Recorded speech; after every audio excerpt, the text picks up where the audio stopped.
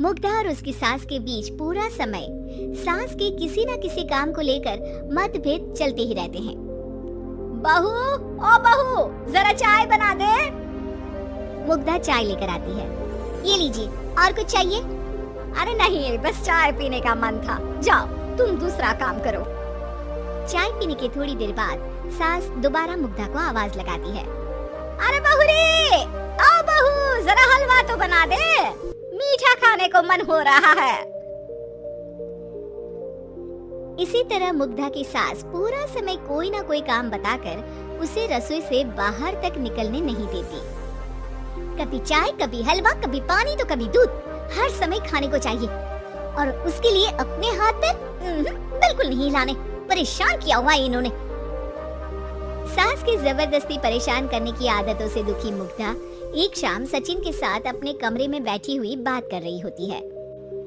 सुनो जी, मम्मी जी की ये जानबूझकर मुझे परेशान करने की फरमाइशों से मैं बहुत फ्रस्ट्रेट हो चुकी हूँ।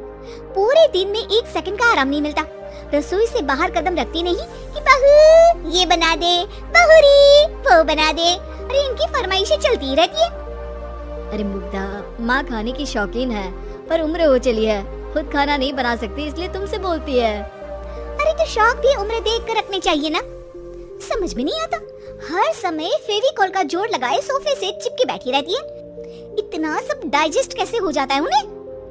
अरे तुम मेरी माँ से इतनी नफरत कैसे कर सकती हो? मैं उसे नफरत नहीं करती जी, बस परेशान हूँ। जहाँ मुग्धा अपने पति से ये सब बोल रही होती है, वहीं उसकी सास भी कमरे के बाहर दरवाजे से कान लगाए सारी बातें सुन रही होती है और अगली दोपहर रसोई में मुग्धा के पास जाती है। बहू, आज ना मेरा कुछ मसालेदार खाने का मन है, तो चाय बना दूं? मुझे बहुत पसंद है। अरे ना, ऐसा कर लिट्टी चोखा बना ले। और हाँ, जितना मसाला बातों में मिलाकर पति को सुनाती हो ना, सब्जी में भी वैसे ही डाला करो, खाना स्वादिष्ट बनेगा। सास की बात सुनकर मुग्धा हैरान रह जाती है। मतलब अब पूरा समय मुझ पर हुक्म चलाने के साथ बंद कमरे में हुई पति पत्नी के बीच की बातें भी सुनती है।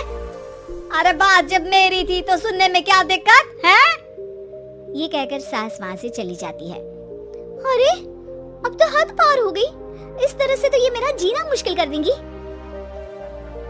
मुग्धा सास की हरकतों से परेशान उसका हल सोचने लगती है और इसी तरह कुछ दिन बीत जाते हैं, जिसमें सास का जन्मदिन आता है। मुग्धा बहुत खुशी के साथ अपनी सास को एंड्रॉइड मोबाइल गिफ्ट करती है। मम्मी, आपको सबसे बात करने के लिए बहुत दिक्कत होती है ना, कभी सचिन तो कभी मुझे बोलना पड़ता है, पर इस मोबाइल से आपको कोई दिक्कत नहीं होगी। एक जगह बैठे बैठे बहुत कुछ कर सकती हैं अब आप।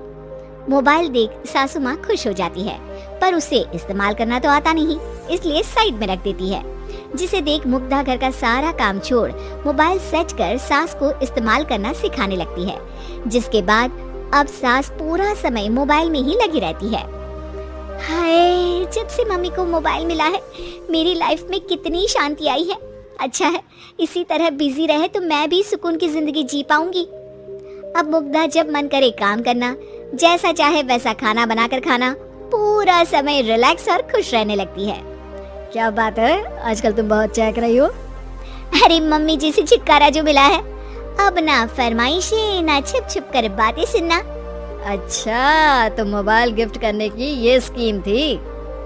इसी तरह दिन बीतते हैं और अब मोबाइल पर लगी सास फरमाइशों की जगह सवालों के लिए बहू को आवाजें लगाना शुरू कर देती है। अरे बहू सुन तो, देख जरा किसी का फोन क्यों नहीं मिल रहा? रिचार्ज खत्म हो गया है, पर अभी 4 दिन पहले ही तो मैंने किया था, इतनी जल्दी कैसे खत्म हो गया? अरे मैंने कल तेरी कनाडा वाली मौसी सास से 3 घंटे बात की थी ना। क्या? इतना महंगा तो मोबाइल भी नहीं आया जितना महंगा इसका रिचार्ज पड़ रहा है। इसके बाद तो जैसे मुग्धा के दिन के 24 घंटे में से 20 घंटे सास के पास उनके मोबाइल रिलेटेड प्रॉब्लम सॉल्व करने की ड्यूटी ही बन जाती है। अरे मुग्धा, ये मोबाइल में अचानक तेरी मौसी सास की शक्ल क्यों दिखने लगी? और ये तो हिल भी रही है। मम्मी, ये गूगल डुओ का वीडियो कॉल है, इसमें आप बात करने के साथ एक दूसरे की शक्ल भी देख सकती हो। अच्छा, ये तूने मुझे पहले क्यों नहीं बताया? अब बताने के लिए पहले नहीं बताया।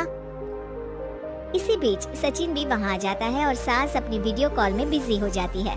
क्यों, सास बहू में क्या गपशप चल रही है?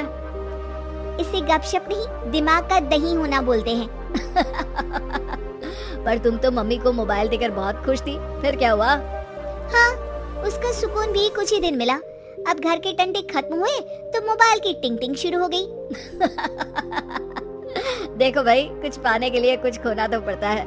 आखिर तुमने मोबाइल अपने फायदे के लिए ही तो दिया है, तो फिर सवालों के जवाब भी देने पड़ेंगे, क्योंकि जब तक उनके हाथ में ये फुथरू रहेगा, तुम्हारी लाइफ में प्राइवेसी और सुकून रहेंगे। कहने का मतलब है अगर इससे प्यार बढ़े तो दाग अच्छे हैं। अरे मुझे पहले दिन से ही पता है मोबाइल किस मकसद से दिया गया है, भूलो मत। इससे पहले मैं बातें ही सुनती थी। सास की ये बात सुनकर मुग्धा शॉक में और सचिन हंसता